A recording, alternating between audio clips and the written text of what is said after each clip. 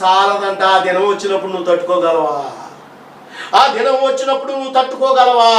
ఓ ప్రగల్భాలు పలుకుతున్నటువంటి ఓ బింకములాడే ఓ యొక్క విశ్వాసి, ఓ యొక్క సేవకుడా, నువ్వు ఆలోచన చేసి నీ యొక్క జీవితంలో ఎందుకు బింకలాడుతున్నావు?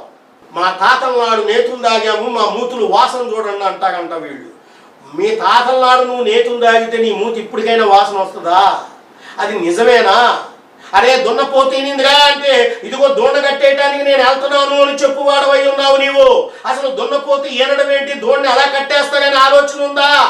వీళ్ళనే బింకములాడేవాళ్ళు అంటారు వాళ్ళు. ఇంకా ఏమంటారో తెలుసా వీళ్ళు? మా తాతలు ఆ ఫలానా వాళ్ళు, మేము బ్రహ్మాండమైనటువంటి ఆ విషయాల్లో మేము బ్రతికాము, మాకు ఎంత ఉంది అంత ఉంది అని చెప్పుకుంటూ ఉంటాం. ఎంత ఉంది నీకు? అసలు నీ జీవితం ఏంటి? ఒక్కసారి ఆలోచన చేస్తున్నావా? ప్రియమైనటువంటి దేవుని పిల్లలారా, ఉన్నదాంతోనే